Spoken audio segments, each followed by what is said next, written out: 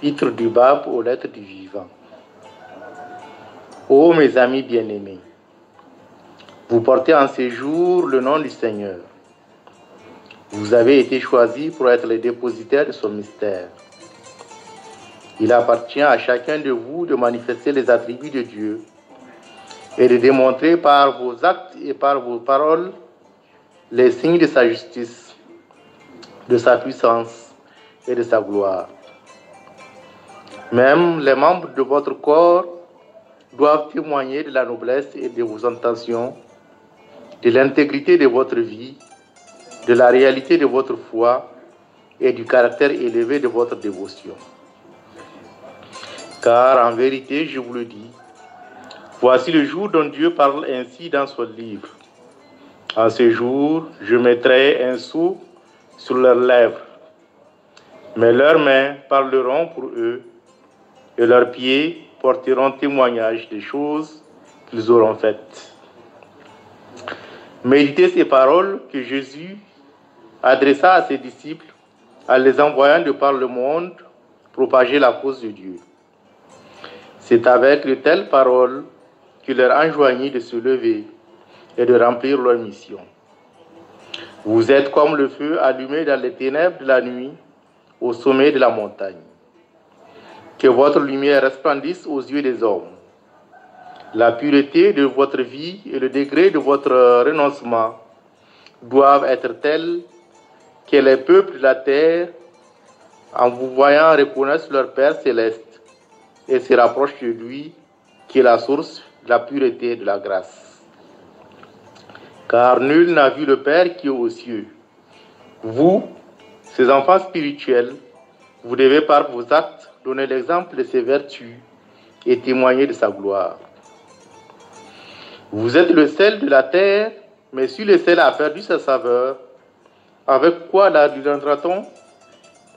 Tel doit être le degré de votre détachement qu'en entrant dans une ville pour y proclamer et y enseigner la cause de Dieu, vous ne vous attendiez ni au pain, ni à une récompense des habitants. Au contraire, en sortant de cette ville, secouez la poussière de vos pieds. Comme vous y êtes entrés purs et sans tache, vous devez en sortir de même. Car je vous le dis en vérité, votre Père céleste est toujours auprès de vous et veille sur vous. Si vous lui êtes fidèles, il livrera sûrement entre vos mains tous les trésors de la terre et il vous élèvera au-dessus de tous les rois et de tous les maîtres de ce monde. Ô mes lettres, je vous le dis en vérité, ce jour dépasse infiniment en grandeur les jours des apôtres du passé. La différence en est incommensurable.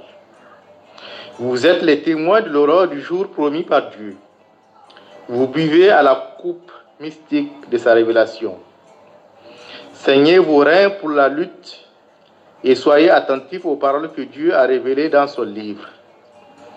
Voici que le Seigneur ton Dieu est arrivé en compagnie de ses anges alignés devant lui.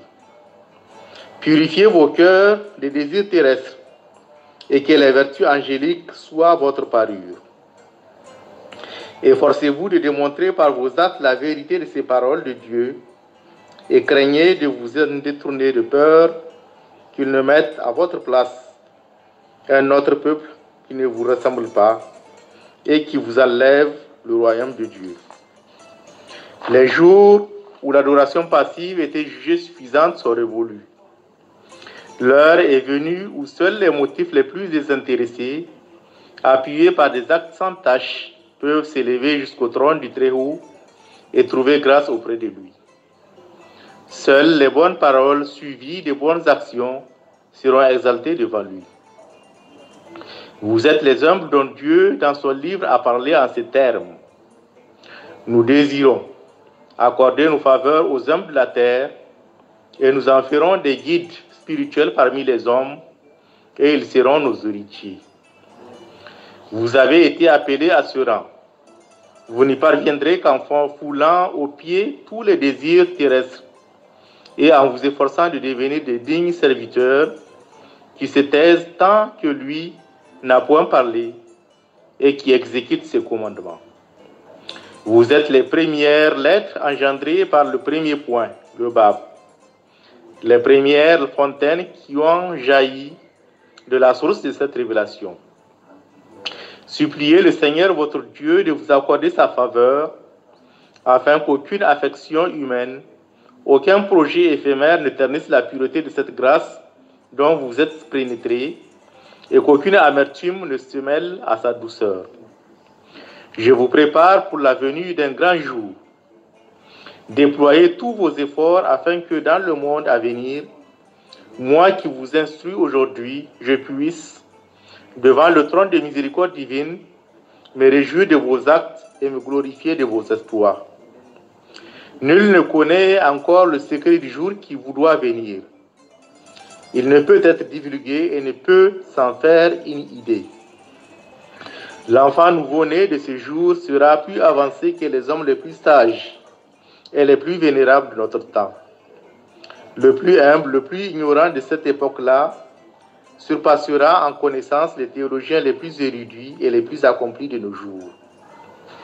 Dispersez-vous en tous sens à travers ce pays et d'un pied ferme, d'un cœur sanctifié, préparez la voie pour sa venue. Ne contemplez pas votre faiblesse et votre fragilité. Fixez votre regard sur le pouvoir invincible du Seigneur, votre Dieu Tout-Puissant.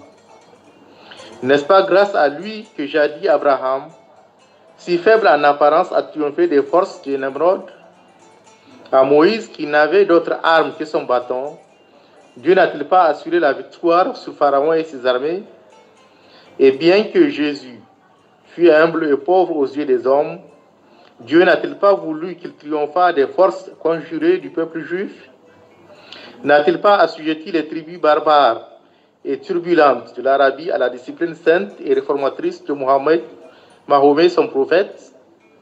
Levez-vous en son nom, mettez toute votre confiance à lui et soyez assurés de l'ultime victoire.